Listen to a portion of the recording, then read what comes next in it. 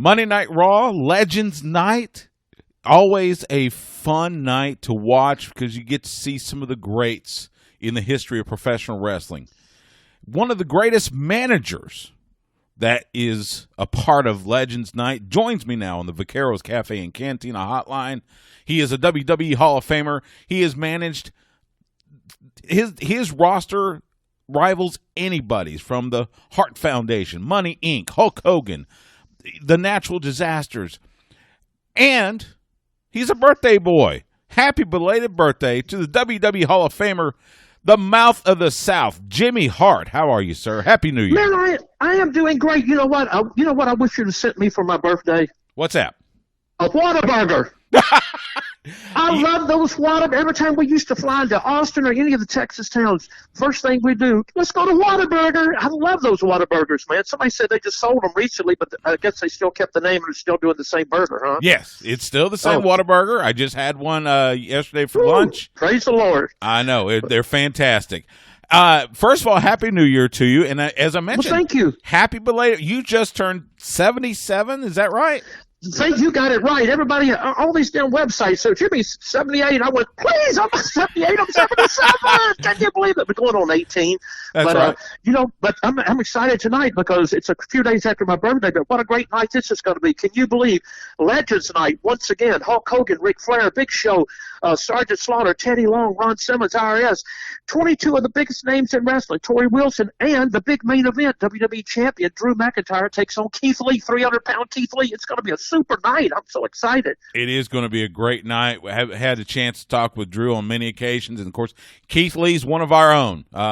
He's a Texas boy.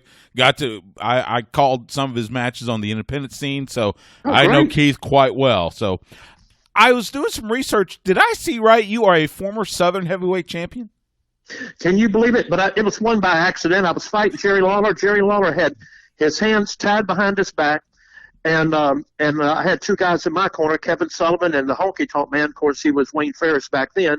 And all they did was bend over, push him over, and I pinned him 1, 2, 3 while they held his leg. So I kind of won it by default. But I'll take any win the way I get it, baby. Well, absolutely. This is back in the Memphis wrestling days. Absolutely. Well, in the Southern heavyweight title, for Memphis, that was comparable to the North American title in the Mid-South territory. It's great lineage, one of the top titles. Hall of Famers up and down its legacy. So believe me, even holding it accidentally, that's still a pretty good thing to put on your resume. Well, sometimes it's better to be lucky than to be good, right? That's true. So it was a great night for me, and plus we had about 10,000 people there to see it. I think that people really wanted to see Jerry Lawler because if he'd won the stipulation, if he beat me and won the belt, he'd win the belt back, but then get 5 minutes with Jimmy Hart. So he didn't get the 5 minutes and lost the belt. So ha ha ha ha ha. But what a great night it was. It was a great night. We're still rolling, man. Absolutely, absolutely. Let me ask you this. Of course, everybody that has seen you, throughout the history, they know you've got that megaphone. Who inspired you to use the megaphone? How'd you come up with the thing of using a megaphone? Well, I wish I could say it was me, but one day I was up in Madison Square Garden sitting on some cases before we went to the ring, and all of a sudden Vince comes walking in and he gave me a megaphone. He goes, Jimmy, I just came back from Japan. He said, I brought this back to you. And I said, hey, boss, can I paint it up, fix it up? He said, you can do anything you want to with it. Just don't overdo it. And I said, yes, sir. So he's the one responsible for giving me the megaphone, which has been a great part of my career. Right. Well, I mean, you had the megaphone. Cornette had the tennis racket. Those are the things that we remember and everything. Now, one of the things I always wonder, because again, as I mentioned, the roster of wrestlers that you managed, it's a Hall of Fame list. Was there a favorite or one that you had a lot of fun? Everybody knows your relationship with Hulk Hogan, but was there another one that you had just a ball working with? Well, you know what? I had the Iron Sheik in Memphis, Rick Rude in Memphis. I had King Kong Bundy in Memphis, Jim the Animal Neidhart in Memphis before I went to New York. And I had so much great time with all those guys. But in New York, being the Rougeau brothers was fun. Earthquake and Typhoon were just great to be with. But probably the funniest tag team to be with up there was the Nasty Boys. I mean, they were in and out of trouble every day, every night, staying up all night long. I mean, I spent about 2 weeks with them on the road, staying with them, and after that I said, guys, you're on your own. I can't do this. I'll go to the ring with you, but as far as staying on the road with you, forget it. Because every night was a Saturday night. Oh, my gosh. I can only imagine.